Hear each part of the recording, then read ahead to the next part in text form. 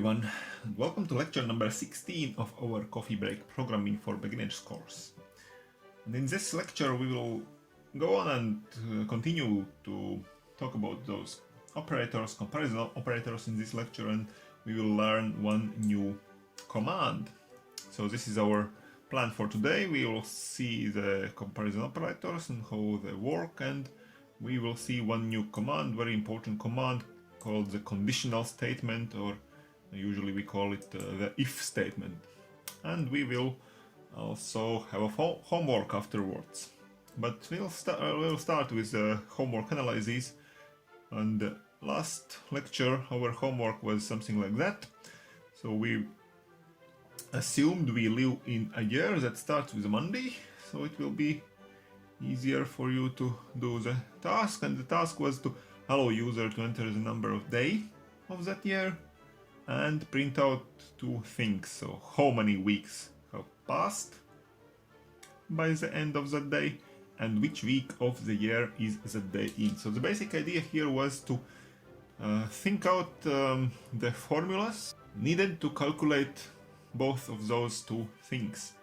And it was said that it's not so easy, maybe, at least for this second thing here. And so the basic idea is to find out the formula. So there could be several possible ways how we can think about it, but here are one particular solution. So the first thing was actually very easy. So weeks passed by the end of nth day of the year, so the day number n, can be calculated by this simple formula here. So we just divide n by 7, that's it. But of course we can't write just like that, n divided by 7, because if we remember from the last lecture when we talked about the arithmetic operators, this is arithmetic operator division, and n is an integer number, it is a number of the day, it is an integer number, the 7 is also an integer number, so the result would be an integer if we would write something like that. But we wanted to calculate the weeks not as integers but as real numbers, so we divide n by 7.0. This is also a possible solution, how we can assume one of those two operands as a real number. The other way would be to use this type conversion operator and write inside it double, you can't see it but it's double, and then n, so before n in those parentheses. Double means the same thing, that n is considered to be an integer, a real number, and then we can divide the thing by 7. But this is more easy, I think. But for the second thing here, which week of the year is that day in, we had to now we had to really divide in integers, because the number of week which we want to calculate is an integer number. So we again perform this division by 7 here, but we do it in integer numbers because no doubles appear here. Okay, so but to find out that this was the formula, we could have started playing with just n divided by 7 and see how this thing should be improved in order to get our right formula. So for example, so if we go on a blank page here, so if we had written just n divided by 7, we can now test for some n values what will be the result of this formula. For example, if n is something like 1 to 6, then the result would be 0. Okay, 1 divided by 7, 2 divided by 7, or 6 divided by 7 in integer numbers, it's 0. Then from 7 up to 13, the result would be 1. Okay, and so on. And you can see that it's somewhat on the right side, but it's not quite. So we have this one week with 6 days, and afterwards we have weeks with 7 days. So it's not just right. So the first week is not correct because the 1st January starts with the first day, not with the 0th day. So it doesn't allow us to get the correct first week. So we should now try to, for example, write it like that: n minus 1 divided by 7. So we get this 0 value also. So for this case, when we have values now from 1 to 7, the first 7 days, n values. So now we get the result 0 for the full first week, full first 7 days, okay? And afterwards, from 8 up till 13, no, 14, we get the next week, number 1. It's very tricky to write it with that, but okay, it's the next full week, next 7 days, and so on. So we are almost correct now, because we get one value for first week, another value for next week, and so on.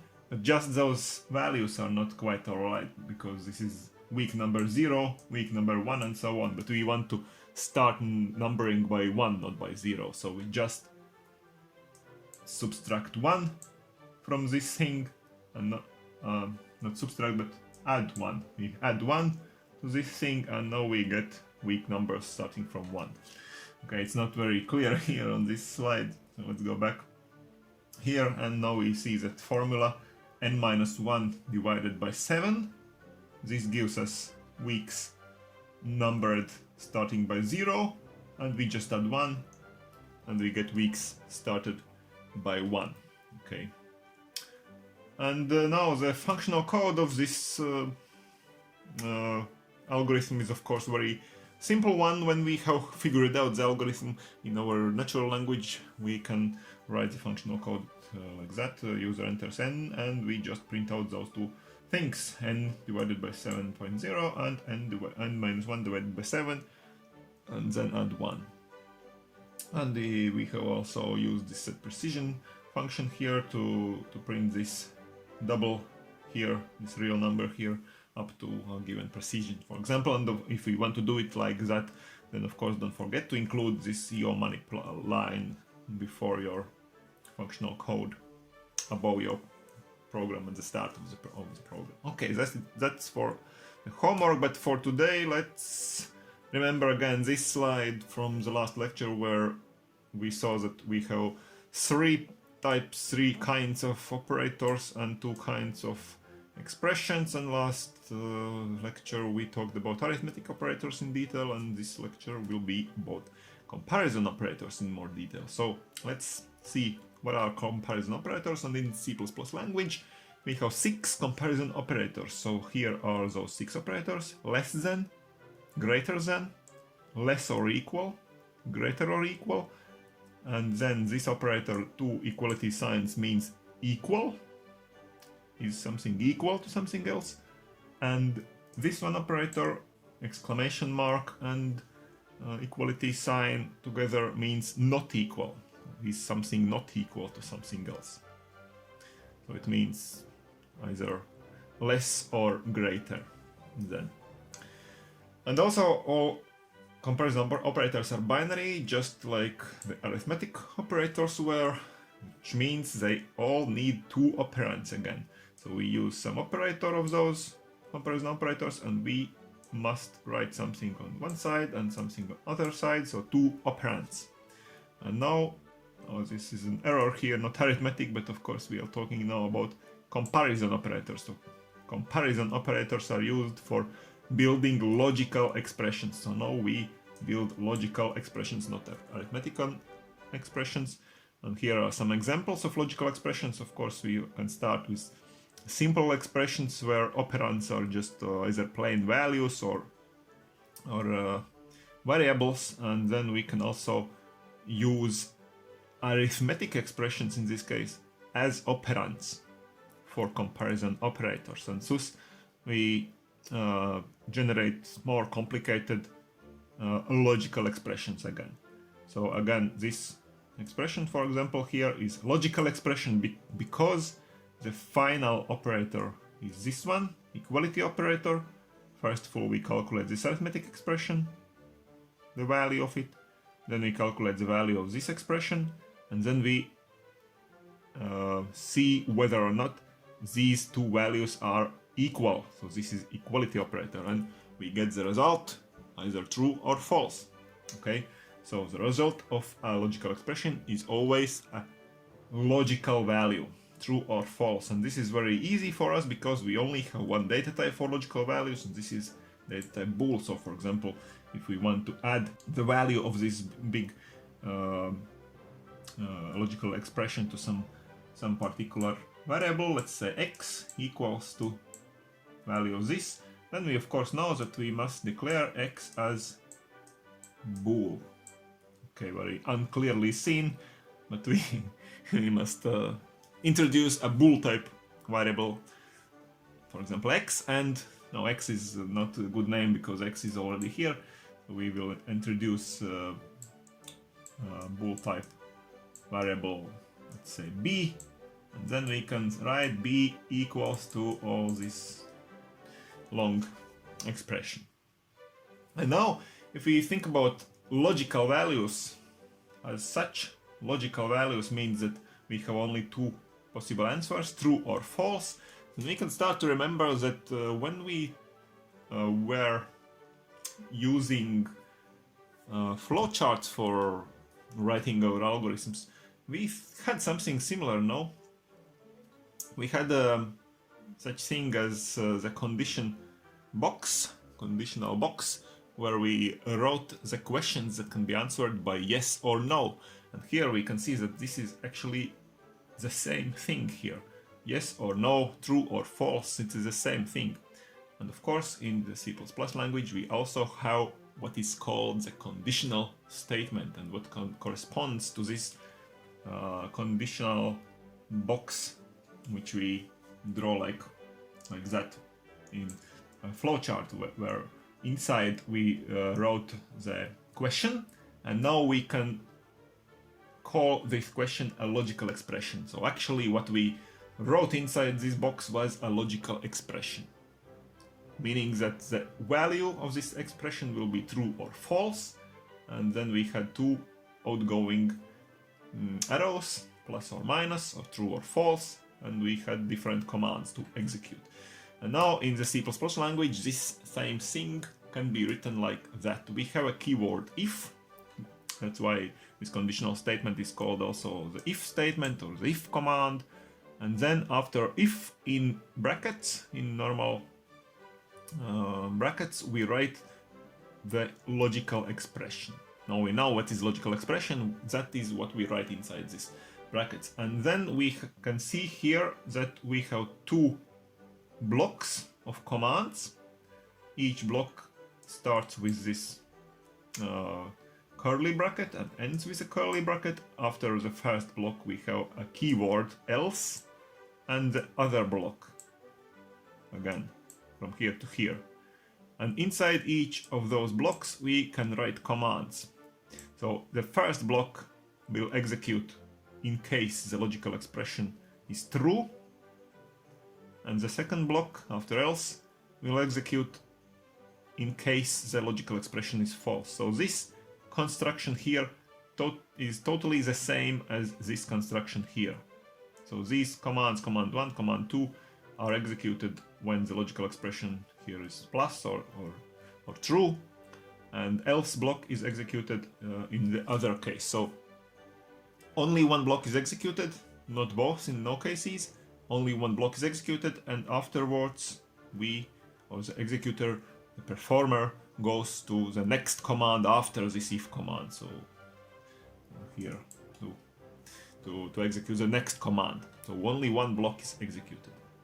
So, and this normally we call this an if block or if branch, if block, and this is the else block or else branch of the command. Okay.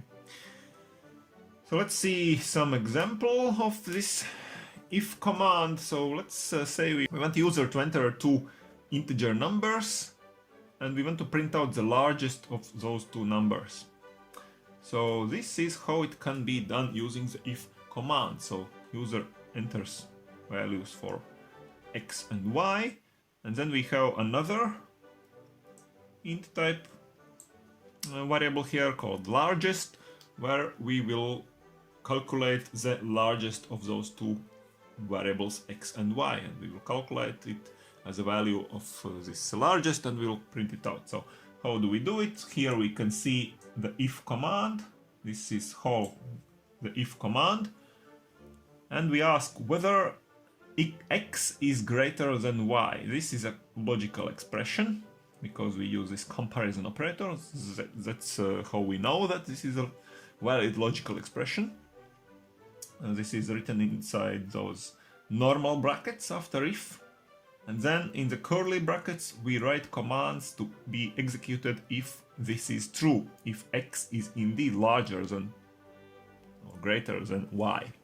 Then we assign the value of x to our variable largest, and else branch here, else block, also consists of only one command. In this case we assign to largest the other value, the y, because if we get to this part here in the program, it means that the result of this expression here, the logical expression, is false, meaning that x is not greater than y. It means that either y is greater, that's why we assign the y, or maybe they are even, they are the same, x and y. And in this case we can assign either of them, so we can assign y also. So, and after the if command we just print out the value of our variable largest. Okay, and there are some possible ways how to write it even simpler. So there is such a condition that if there is only one command in a block, in any block actually in C++ language, so this is a block which starts with curly bracket, this opening bracket, and ends with closing curly bracket. This is called the block, and if in such a block there is only one command, we can omit the brackets, these curly brackets. So we can write it like that. For example, if x is greater than y, then here is not a curly bracket. It means that there will be only one command, and this is the only command to be executed in this case, if this is true. Okay, and afterwards we write else, and again after else there is no curly bracket opening, so it means that only one command will follow as the command for the else block. So this is a command for the else block, which is executed in case this is false, this expression. And also the else block is optional. So we saw it also in the case with flowchart, that sometimes we only wanted that some commands are executed in one branch of the if command. So the else block is optional. In this case we need really both blocks, but in some cases we can omit one of the block, and then only the else block of course can be omitted. But we can write the same program here also in a slightly different manner. For example, like that. We say that first of all we assign the value of y to our largest variable, and afterwards we ask if x is greater than y, then we assign the value of x to largest. So here we haven't written the else command. It means that if this is false, nothing happens in this case. Okay, nothing happens.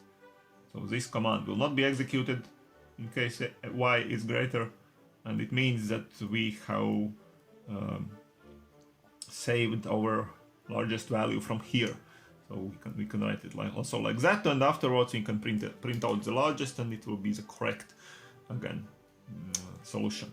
Okay, so that's it for this lecture. So let's end again with the homework, and in this case you have to use the if command, of course, to implement the homework. So let user enter his or her birthday, month and date, two numbers, and print out on which day of year is this birthday in this year, 2020. So for example, if the user enters numbers 10 and 20, so the birthday is on October 20, so the program has to print out number 2019 4. Okay, this is the day of year of this year of October 20. Okay, so it's not so complicated task to do if you have now the knowledge of the if command. Okay, so in this lecture we saw the comparison operators. After analyzing our previous homework, so we saw what are comparison operators and how can they be used to build logical expressions, and then we saw a very important statement, the conditional statement or the if statement. This is one of the most basic constructs of the C++ language or of any language, because we really cannot do anything useful without the if statement, without this branching possibility. And then we saw the homework for the next lecture. I hope you will be able to solve it, and please subscribe to my channel, and see you soon.